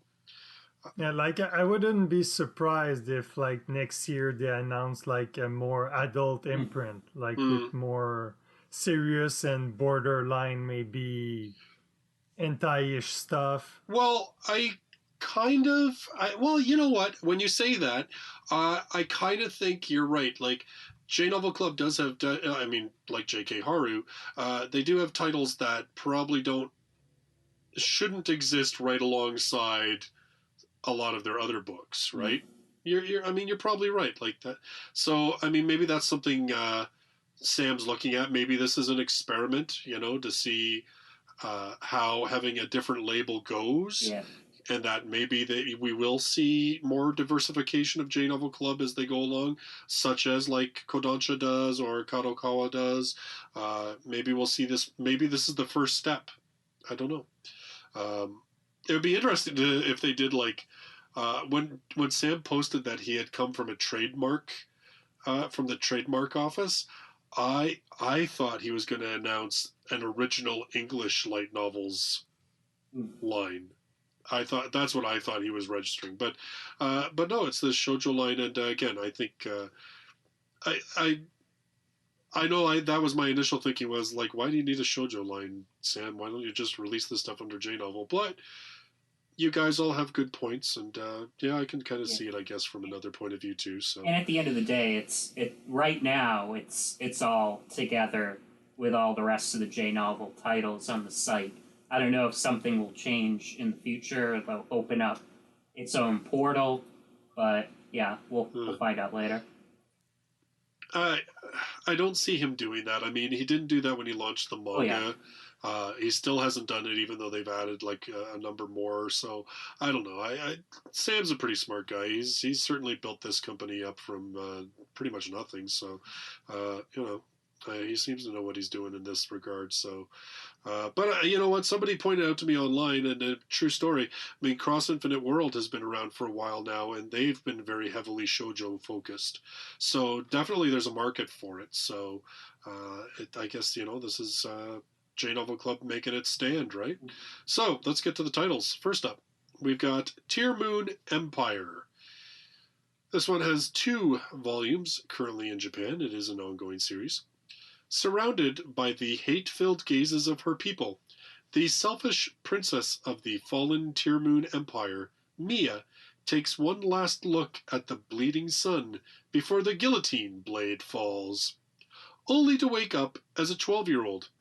With time rewound and a second chance at life dropped into her lap, she sets out to right the countless wrongs that plague the ailing empire. Corrupt governance? Check. Border troubles? Check. Natural calamities and economic strife? Check. My, seems like a lot of work. Hard work and Mia don't really mix, so she seeks out the aid of others, starting with her loyal maid Anne and the brilliant minister Ludwig. Together, they strive day and night to restore the empire. Little by little, their tireless efforts begin to change the course of history, pushing the whole of the continent toward a new future. And why did the selfish princess have a change of heart, you ask? Simple. She didn't. She's just terrified of the guillotine. They hurt like hell, and Mia hates pain more than work. Lazy, selfish, and a complete coward, the ill-equipped princess of the Tearmoon Empire, armed with memories of her past life and a diary from the future, tries to avoid dying at the guillotine again and changes the very course of history in the process. Oh boy. Yeah, this one I was positively surprised by. Oh, good. At first, I was having doubts whether I would like the protagonist, because the blurb says she's really lazy and didn't really change, but you don't really get that impression when you're reading the book. She is kind of selfish sometimes, but not in a bad way. She still treats her subordinates quite well. And it's not as bad as it's made out to be in the summary. Yeah, she spent 4 years in the dungeon. The summary makes it seem like, oh, nothing changed her. I mean, certainly she's still her personality. When a cake gets dropped at one point, she's she's trying to console the maid that dropped it, and then she finds out, oh, that was the last cake. Oh, and then she, cusses her out for dropping it. But it's very comedic. It's not like she's. At the end of the day, I think she has changed, and you'll kind of see it with that maid in particular when she interacts with her. But yeah, I would say she hasn't changed at all. Like the description is trying to say, she definitely went through some stuff. She has changed a lot, and she's still at one point she's bringing sweets to the family of the maid, and she only has 8 of them, and then she comes into the house and oh god, she has so many sisters that there won't be any left for me, and but that's not really the end of the world. Anybody is allowed to have some kind of greed for something like that. And basically, if you like Baccarina, then you will like this one. Yeah, okay. She's transported back in time, so she's trying to avoid the bad ending, like Baccarina. Right. And yeah, again, it's about gathering subordinates. It's about changing her attitude and trying new things, because and the diary that she keeps, the bloody diary from when she got her head chopped off, it changes as she gains these alliances and does different stuff. Okay. So that's cool. So it rewrites itself. Yeah. Yeah, that's actually one thing I'm not quite sure how it's going to continue further on, Yeah. because so far she has built a hospital for the poor and given to charity and all kinds of stuff. So I'm not sure if even if the kingdom would crumble at this point, if she would still be the one to go to the guillotine. Yeah. For maybe it'll change like her end. Maybe instead of the guillotine, there'll be like opposing empires coming in that she can't, take out. Like I think they could change maybe the ending, but still a bad end. Because as it's right now, I think she should pretty much have avoided that fate. Yeah. It's if there's one difference to Baccarina, then it's the tone is quite serious. In Baccarina, everyone is happy and fluffy, and all the dangers more or less are in her imagination. And here, the kingdom is really at the brink of crumbling. So the stakes are higher. Okay. All right. And obviously, she was in a real danger of being decapitated if she continued the way she had been. But basically, they are quite similar stories. So that's one of the ones I'm definitely going to continue to read. Yeah, I just wanted to mention really quickly, she was 20 when she was killed, and I think she goes back at age 11. So they'll probably I think it's a 12, so that's 12. 8 years, yeah. Mm-hmm. So, interesting. All right. Okay, so next up, under the J-Novel Club Heart imprint, we have I Refuse to Be Your Enemy. This one has 6 volumes currently out in Japan. Kiara was the adopted daughter of the Earl. She was adopted to become the Queen's lady-in-waiting, but in order to become one, she had to marry a person 2 times older than her. In her despair, the young girl's memories of a previous life appeared in her head. She then remembered about the game that she had played many times. Farugia. What is it? Farugia Okokusenki. Okokusenki. Okay. And about the enemy witch that will appear. If I married, then I will have the exact same name as that enemy witch. She tried to escape from the detestable marriage and the fate of dying as an enemy character. In doing so, on the carriage that had allowed her to secretly leave were people who seemed familiar. Currently, I am heading to the kingdom. Yeah, the other J-Novel Hearts titles were not yet available as pre-pubs, so I can't say more about those. Okay. Well, this one, it's again, I get I get a running theme with the J-Novel Heart titles, the whole I am destined for a bad end, I must avoid the bad end. Because they're moving Baccarina over, that Tearmoon Empire, and now this one, I Refuse to Be Your Enemy. Yeah, I think the others are a bit different. Well, I get that, but I'm just saying that there is that same idea that this one, I think, sounds actually more like Baccarina than I would say Tearmoon Empire did. Because it's that whole, she has the memory of, like, an Otome game that she was playing, because this is an Isekai, obviously, and that she became the enemy. So, yeah. Next up, The White Cat's Revenge as plotted from the Dragon King's lap. You just gotta love that title. You know? Did they also, was it J-Novel Club that licensed the Cat Behemoth one? No, that was Yenon. Okay.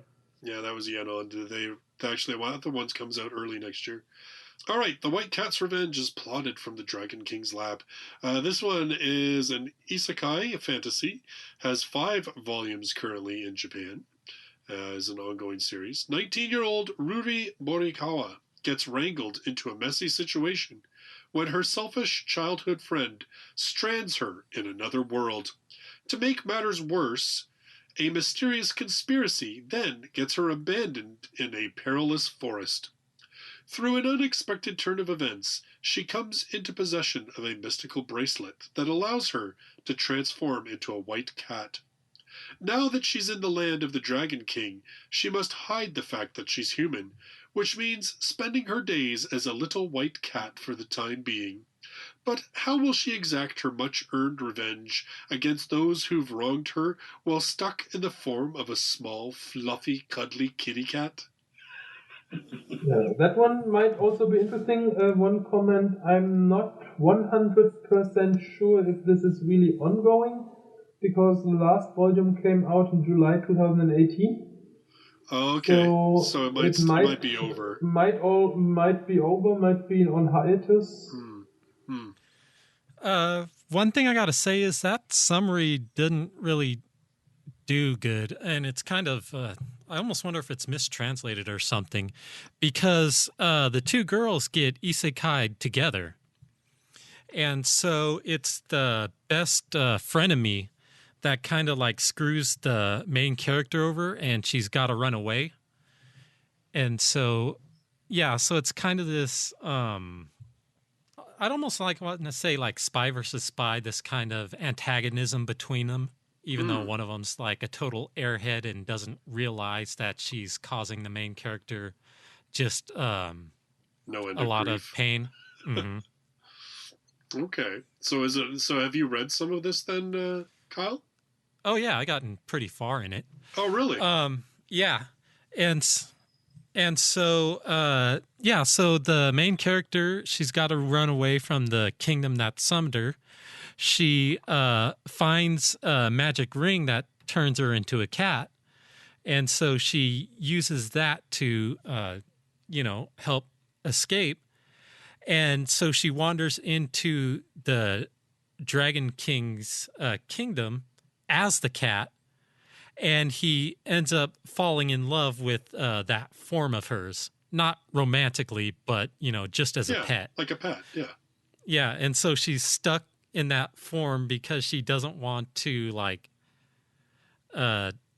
betray his trust that he has in his cat.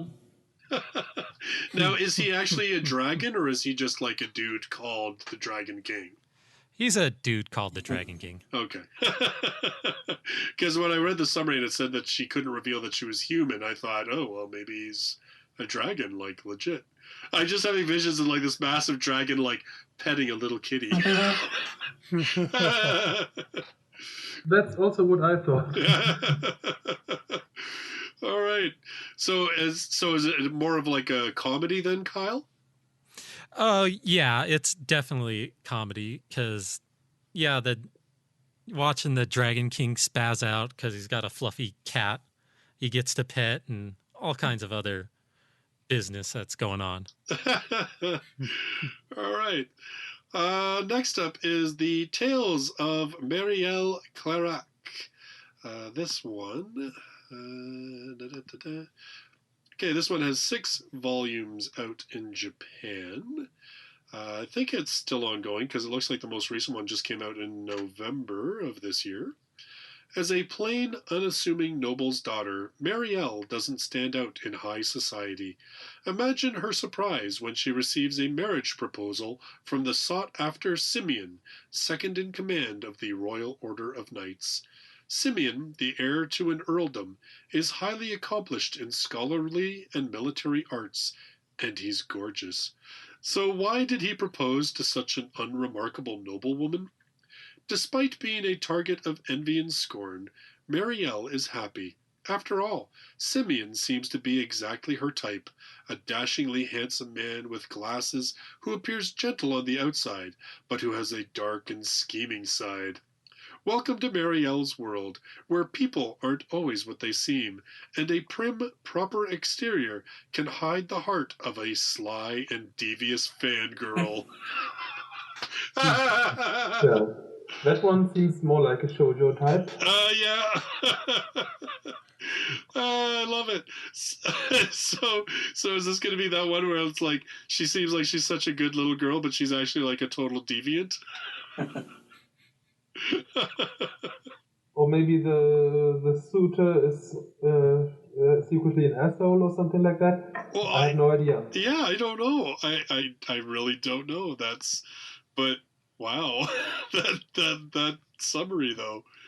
That's great. Yeah, I'm getting some Mr. and Mrs. Smith vibes from this one. Oh, really? Yeah. It just kind of sounds like they're, whenever they're together, they pretend to be, this one face. And then when they're apart, they're like completely opposite. They're both schemers, I guess. It's interesting that these shoujo titles so far seem a little bit more interesting and engaging than the other titles. Maybe that's the problem. We've all just been starved for shoujo. That's what it is. Okay, so the last one for the J Novel Club Heart line is called The Bibliophile Princess. This one has 5 volumes. The most recent one came out in July of 2019, so it looks like it could be still an ongoing. When book-loving lady Eliana spots Prince Christopher, her betrothed in name only, consorting with another noble lady, she realizes that the recent rumors must be true. The prince has someone he truly loves, which means the annulment of their engagement is both inevitable and fast approaching. What she doesn't realize is that this is merely a surface ripple, one of many where the truth runs deep, in a conspiracy surpassing her imagination. Also something that is quite open to interpretation. Yeah, it really doesn't tell you very much about the book at all. And why is it called The Bibliophile Princess? Just because she likes books? Like, I'm hoping the book thing plays into it somehow. Ascendance of the Bookworm 2.0. Well, that's what I thought it was the first time I saw that. That's exactly what I thought. I was like, oh, okay, so they got Ascendance of a Bookworm. Now they've got to get the Bibliophile Princess. Mine has become a princess now. Well, this one's not an isekai. It's just a pure fantasy. So kind of that, yeah, that's interesting. I wonder what is the truth that runs deep and what are the conspiracies. This one actually has me curious, I have to admit. Huh. Interesting. Yeah. Once you do a review, you can tell us. Yeah. Well, honestly, I'll be honest. There was, there are quite a number of these J Novel Club Heart titles I would be very interested in checking out, honestly. I think some of them sound pretty good, so. You can give them to your wife and have her do a review. Honestly, my wife is probably a lot more into the violence and gore than I am. My wife is not the girly shoujo type. She is much more the gritty, dark, underbelly of magic kind of book reader. Yeah, but have her do the Teogonia review. Yeah, there you go. All right. Okay, so that is it for all of the licenses. I shouldn't say that's it, because that's actually quite a lot. So anyway, those who are listening, feel free to leave in the comments, what are you looking forward to? What titles have got you all interested and can't wait till they come available? In the meantime, we'll be coming back in our next episode, which will not be only a week away from this one, because, that's getting a little crazy, this schedule. Plus, I have to read another book before we have our next podcast. And that'll be J.K. Haru is a sex worker in another world. Our long-touted deep dive on probably one of the more controversial novels that J Novel Club has in their roster. And hopefully we can do it some justice. Do it some justice with Justus Hearthstone. Anyway, never mind. Apparently I'm starting to get delirious. In any case, gentlemen, thank you so much for joining me on this podcast. And to you listeners, as always, thank you so much for listening. We look forward to seeing you in the next one. And yes, it will be full of spoilers, so don't listen if you don't want to be spoiled. And there you go. Until then, bye-bye for now.